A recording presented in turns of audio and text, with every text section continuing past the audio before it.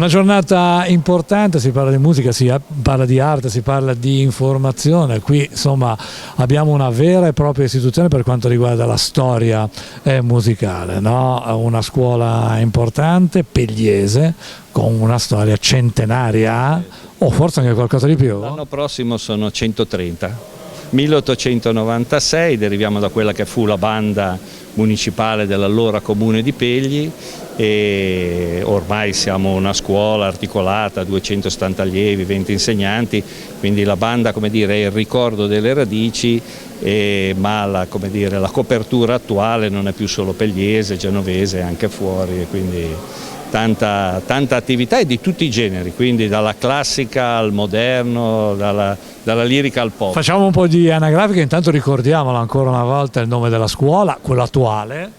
Scuola musicale Giuseppe Conte, prende il nome da Giuseppe Conte, che era il musicista chiamato a dirigere la banda di cui parlavamo prima. Bene, allora insomma tanti voglio dire gli strumenti, insomma siete davvero poliedrici, e qui al nostro fianco abbiamo due un po' più giovani di noi. Ma giusto quei 3, forse 4 anni. Esatto, ecco. Allora adesso poi li faremo presentare, però vogliamo ricordare ancora una volta i numeri, ma soprattutto giovanissimi. Noi facciamo anche la propedeutica, quindi l'allievo più piccolo ha 3 anni e mezzo, però l'allievo più anziano ne ha 84, perché noi abbiamo sia la Perché stava guardando me? Ha detto 84? ma in mancanza di uno specchio, e dicevo appunto perché noi abbiamo l'amatoriale ma anche il professionale, il perfezionamento, avendo un protocollo d'intesa col Conservatorio Vivaldi di Alessandria che riconosce i nostri corsi come i corsi di formazione di base. Abbiamo quindi il grosso, va da sé, degli allievi, sono quelli che ai miei tempi si chiamavano elementari e medie, però appunto loro rappresentano senz'altro le leve che tengono. Allora facciamo un cambio di guardia, direttore, si sposi, mi faccio avvicinare, prego, ma rimanga con noi. Allora intanto ricordiamo i vostri nomi. Ludovica Calcagno. Ludovica Calcagno e Alessia Scopesi. Ok, allora partiamo da te. Che cosa suoni? Il flauto traverso. Cosa sarebbe? Scusa, io proprio cosa sarebbe? Spiegamelo in poche parole. Il direttore non sente. È uno strumento a fiato che appartiene alla categoria dei legni, però è in argento. E come si imbraccia? Come lo tieni? Così. Ah, esatto. È un po' come... Ah, ma che bellezza! E tu invece? Anche io flauto traverso suono. Ma qual è il tuo autore preferito? Cioè, vi fanno... Io ho suonato Telemann, sempre con Ludovica qualche volta, perché noi suoniamo molto il flauto insieme e fa dei bei pezzi. Ma quante ore ci vuole? Cioè, quanto tempo dedicate a questo studio? Tanto? Sì, visto che è uno strumento a fiato bisogna allenarsi un po' tutti i giorni, magari anche quei 40 minuti, perché non è come un pianoforte, comunque se non eserciti tanto il suono poi si rovina, diciamo. Ecco, quelli che suonano il pianoforte non hanno sentito, eh? No.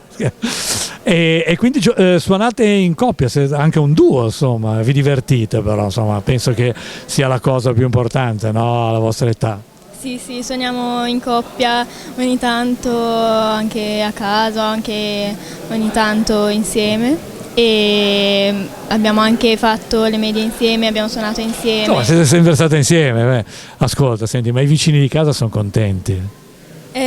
Non lo so, a me non ha mai detto niente, mi hanno detto che non è un disturbo, però non lo so. Quindi sono contenti, no? Perché siete bravissimi. Allora, direttore, per chiudere viene di nuovo, facciamo di nuovo questo scambio generazionale, no?